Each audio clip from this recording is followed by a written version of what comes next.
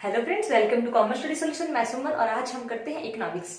Last video में हमने किया था बेसिक ऑफ इकोनॉमिक्स किया था। बिल्कुल हमने उसमें देखा था कि मार्केट्स हैं, मार्केट स्ट्रक्चर को 3 पार्ट्स में डिवाइड किया गया। कौन कौन से थे? Perfect competition, imperfect competition and monopoly.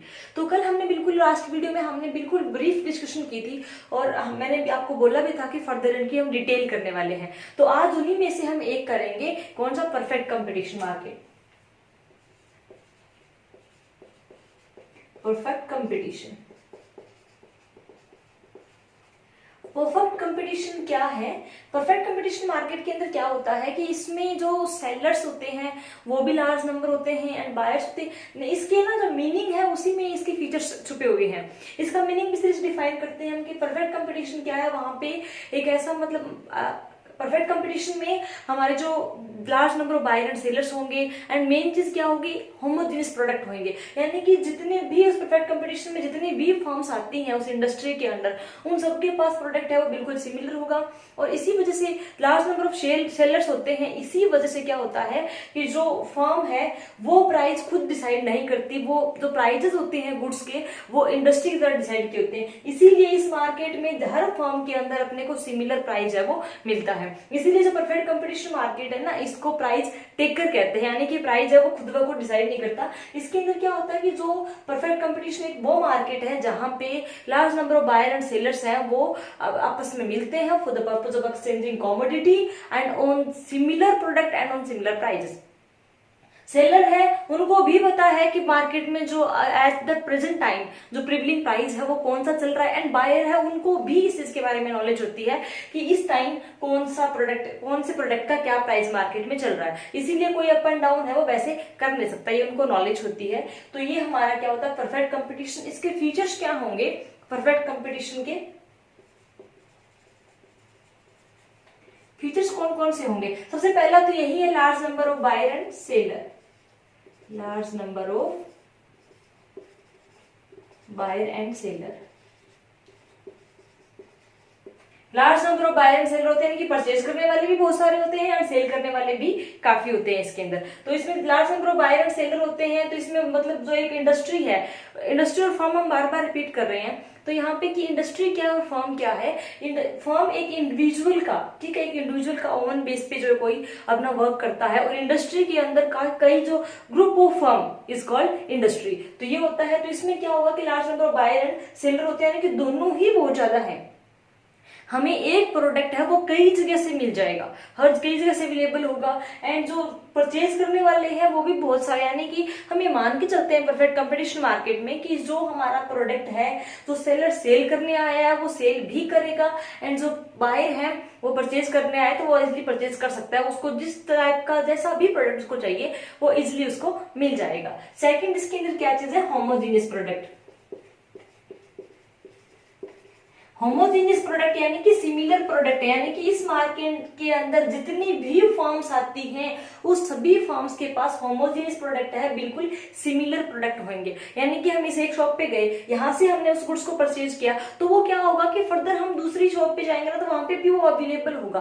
तो इसी वजह से क्या होता है? होमोजेनियस प्रोडक्ट है। अगर हमें एक फर्म से सुटेबल नहीं हुआ, हमें लगा कि मार्केट के अकॉर्डिंग प्राइस जब अप एंड डाउन हो रहा है तो हम क्या करेंगे? दूसरी शॉप से इजिली मिल जाएगा। यानी कि जितनी भी फर्म्स है ना उनके पास सिमिलर प्रोडक्ट होता है। तो ये इसकी आइडेंटिफिकेशन सबसे बड़ी है कि large number of buyer and seller होते हैं, होमोजेनियस प्रोडक्ट होता है। नेक्स्ट इसका क्या है? Independent decision making. यानी कि जो प्राइस है ना वो तो फर्म डिसाइड, इंडस्ट्री डिसाइड करती है, फर्म नहीं करती। लेकिन जो बायर है वो बिल्कुल फ्रीडम है उन्हें, ठीक है, कि वो कहीं से भी उनको बाउंड नहीं कर सकते किसी पर्टिकुलर एक फर्म से या इस प्लेस से या इससे ही एक सेलर से आप गुड्स को परचेज करो।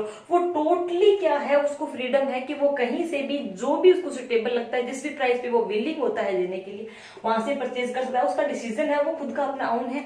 सेलर है वो उस प्रिवलिंग प्राइस के ऊपर जो मार्केट में चल रहा है उस प्राइस के ऊपर जो भी उसमें अपने अकॉर्डिंग कितनी भी सेल कर सकता है अपने अकॉर्डिंग। वो उसके अपने खुद के एफर्ट्स है। हाँ, प्राइस अप एंड डाउन नहीं कर सकता, बाकी चीजें तो वो कर सकता है इजिली।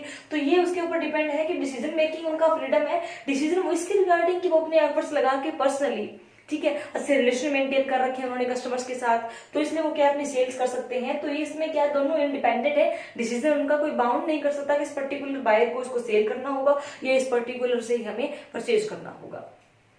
नेक्स्ट इसके अंदर क्या क्या है, freedom of enter and exit. Market के अंदर हमें टोटली फ्रीडम है, कोई रूल्स एंड रेगुलेशन नहीं, कहीं से कुछ नहीं हमें परमिशन लेना पड़ता। जब हमें लगे कि इस मार्केट में हमें बेनिफिट है तो उसमें कोई भी फर्म उसे में एंटर कर सकती है, उस इंडस्ट्री में एंटर कर सकती है, और अगर किसी भी फर्म को लगे उसको प्रॉफिट नहीं हो रहा तो वो एग्जिट भी कर सकती है। यानी कि इसमें बाउंडेशन नहीं है कि छोड़ने से पहले ये करना पड़ेगा, एंटर होने से पहले कोई कभी भी कैसे एंटर कर सकते हैं, एग्जिट भी कर सकते हैं, टोटली फ्रीडम है। जो सेलर्स है उनको टोटली इसमें फ्रीडम है। Perfect knowledge,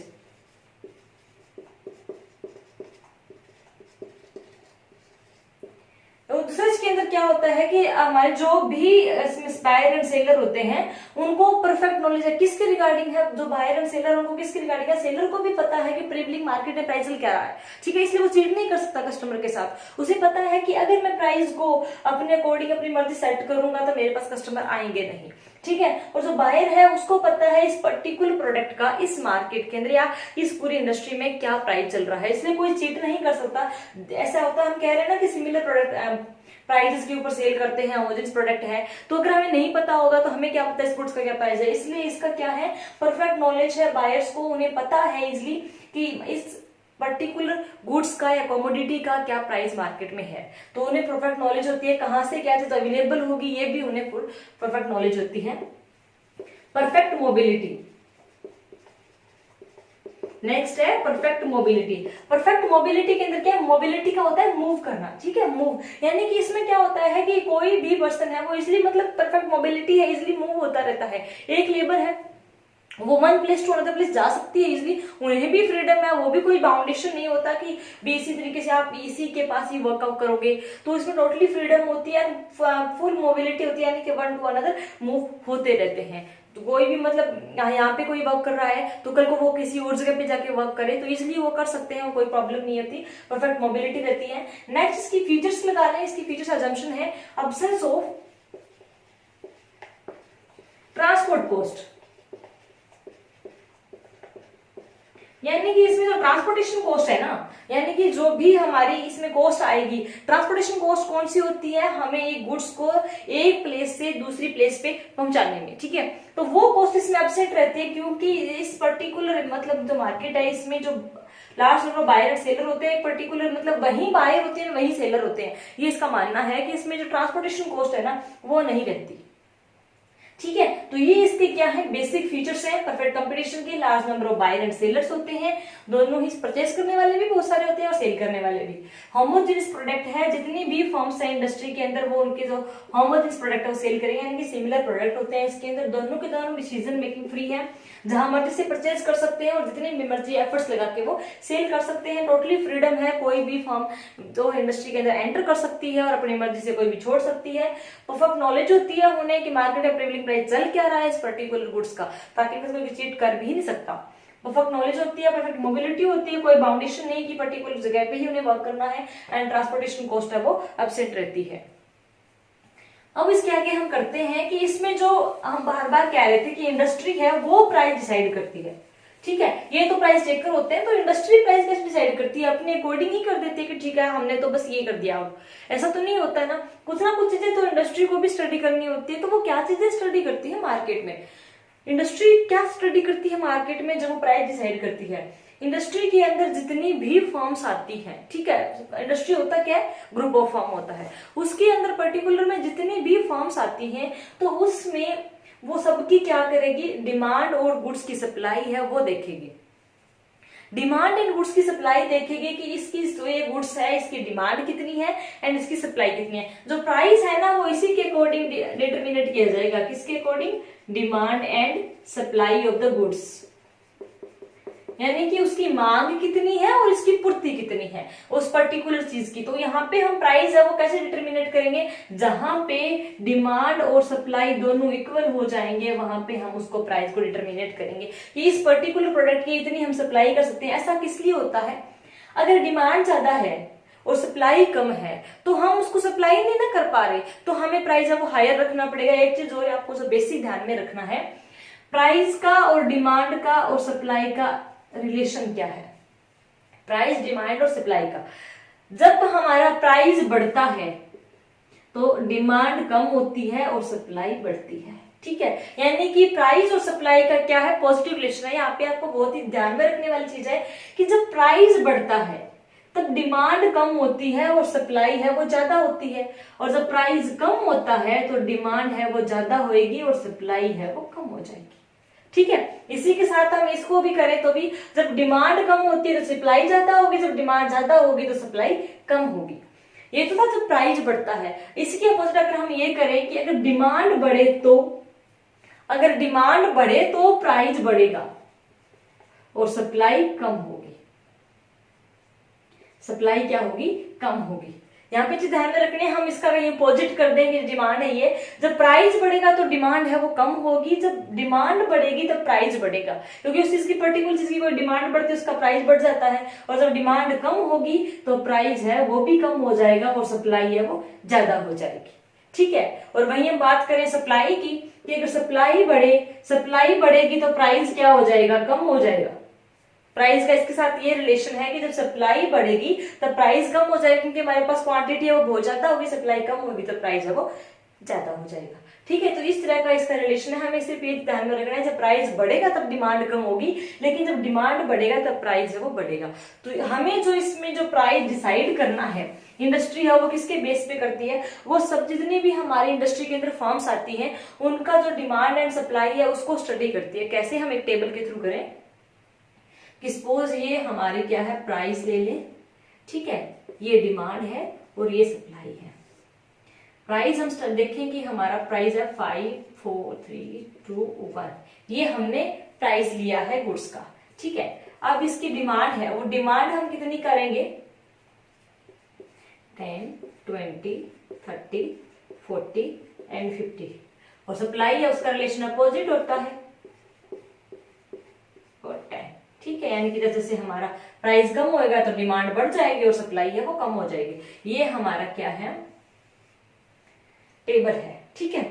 in the short और आपको बिल्कुल सिंपल वे में हम समझा रहे हैं टेबल के थ्रू कि हमारा जब प्राइस 5 था तो डिमांड 10 थी एंड सप्लाई है वो 50 थी। जब प्राइस 4 हुआ यानी कि प्राइस हमने क्या, इसको प्राइस डाउन हुआ तो डिमांड बढ़ गई और सप्लाई है वो कम हो गई है। अगेन प्राइस कम हुआ तो यहाँ पे देखो इस पॉइंट के ऊपर ध्यान से देखो कि इस पॉइंट के ऊपर डिमांड और सप्लाई है वो इक्वल है, यानी कि डिमांड भी गुड्स की 30 है एंड सप्लाई भी 30 है, और प्राइस वहां पे क्या 3 हुआ। अगर हम 2 प्राइस रखेंगे तो यहाँ पे अगर हम मार्केट में 5 रुपीज रखते हैं एक गुड्स का तो सिर्फ 10 ही यूनिट बिकेंगी और 50 है उसकी सप्लाई रहेगी, यानी कि जो 40 यूनिट है वो हमारे पास एक्स्ट्रा पड़ी है, ठीक है।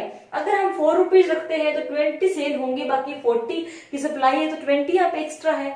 अगर यहाँ पे 2 प्राइस हम रखते हैं तो 40 की डिमांड होगी और हमारे पास सप्लाई 20 की कर पाएंगे, यानी कि 20 की हम नहीं कर पाएंगे। जब सप्लाई नहीं कर पाते हैं तो मार्केट में मारामारी मच जाती है, यानी कि लेने वाले बहुत ज्यादा होते हैं और बेचने वाले कम, यानी कि यूनिट कम हो जाती है। वही अगर प्राइस और कम कर दें तो डिमांड 50 तक पहुंच गई और हमारे पास सप्लाई 10 की है, तो यहाँ पे क्या होगा कि जो 3 रुपीज है वो बिल्कुल सुटेबल है, यानी कि जितनी हमारी डिमांड है उतनी हम क्या है सप्लाई कर रहे हैं, यानी कि 30-30 है, जितनी डिमांड आती जाएगी उतनी उतनी हम क्या है सप्लाई करते रहेंगे। तो ये हमारा क्या टेबल के थ्रू है, तो इसको हम डायग्राम के थ्रू समझें। इकोनॉमिक्स में डायग्राम बहुत ही इंपॉर्टेंट होता है। जब भी आप मतलब कोई डायग्राम बनाएं तो आपको जो बेसिक छोटी छोटी चीजें हैं उनको भी बहुत ध्यान में रखना है। ये जो डायग्राम होते हैं ये में इतने इंपॉर्टेंट होते हैं कि जब हमारे जो नीचे डिस्क्रिप्शन लिखते हैं ना हम डायग्राम की, तो वो अगर डायग्राम अट्रैक्टिव बनाए ना तो उसको बहुत ही कम पड़ता है एग्जामिनर, क्योंकि उसमें सब कुछ डिफाइंड होता है। इकोनॉमिक्स का डायग्राम है वो अपने आप में सब कुछ डिफाइन कर देता है। तो हमने यहाँ पे वाई एक्सिस लिया, यहाँ पे 0, यहाँ पे एक्स, तो यहाँ पे हम क्या लेंगे क्वांटिटी लेंगे और यहाँ पे हम क्या लेंगे प्राइस, यानी कि यहाँ पे हमने प्राइस लिया, यहाँ पे हमने क्वांटिटी ली। प्राइस हमारे क्या है रुपीज में, ठीक है। तो हमारी जो क्वांटिटी है वो कितनी है 10 20 30 40 एंड 50, ठीक है। उसी के अकॉर्डिंग हम प्राइस डिटरमिनेट करें 1 2 3 4 एंड 5।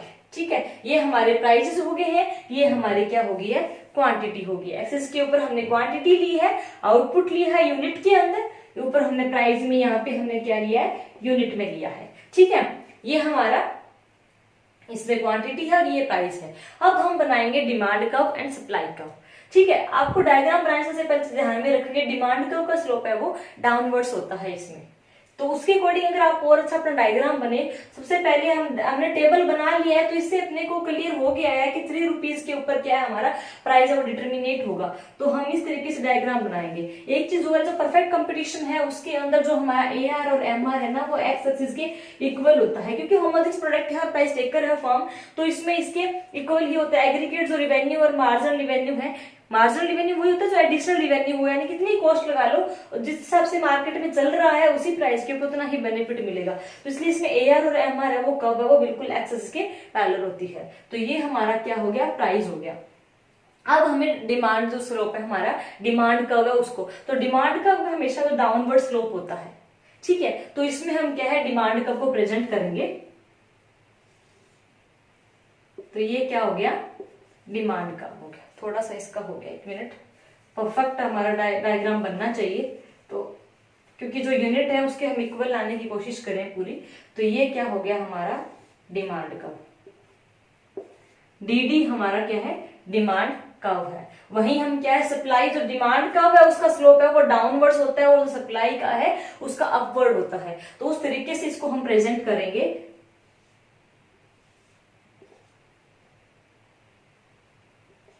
ये क्या हो गया सप्लाई कर्व।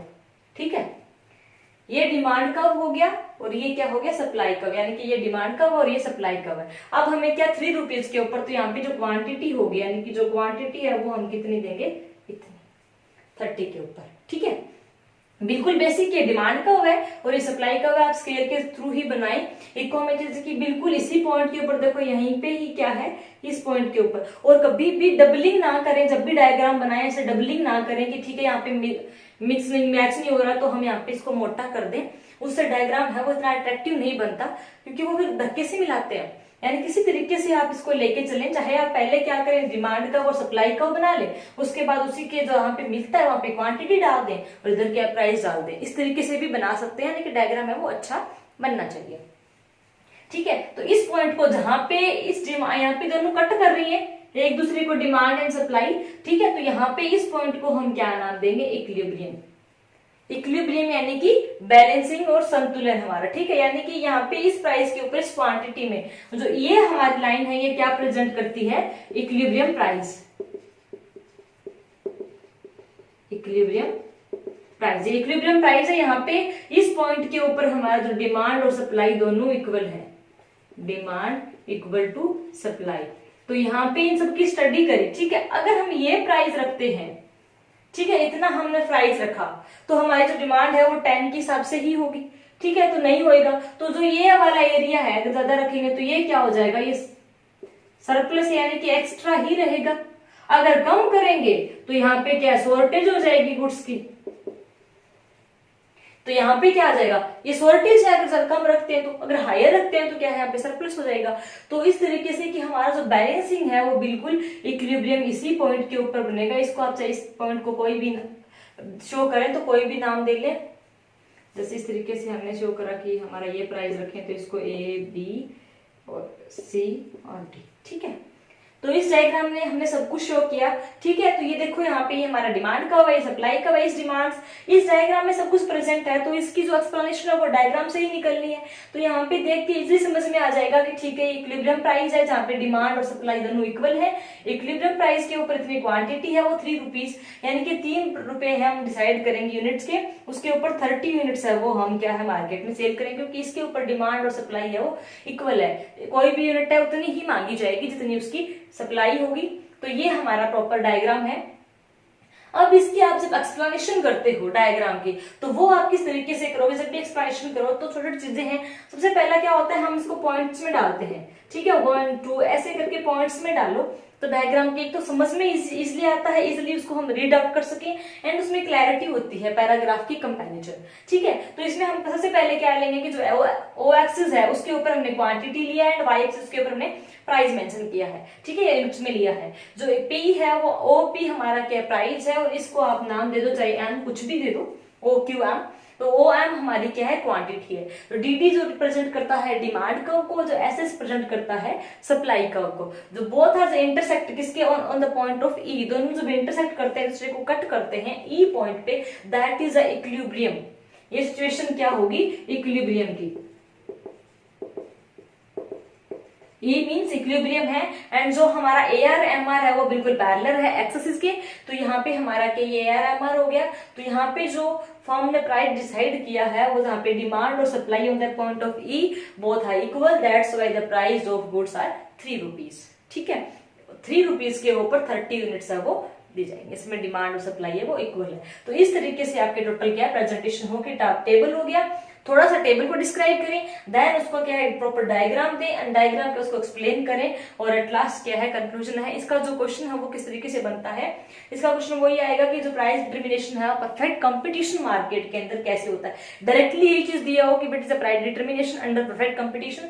तो क्वेश्चन के मार्क्स के अकॉर्डिंग आप इसको क्या है डिस्क्राइब करें, पहले मीनिंग देते हैं, फीचर्स देते हैं, उसके बाद ये टेबल डायग्राम इसको एक्सप्लेन कर दें, बहुत अच्छा इसका अटेम्प्टेशन हो जाएगा। तो आज के लिए इतना ही, मिलते हैं जल्द एक नए टॉपिक के साथ। होप्स आपको समझ में आया होगा।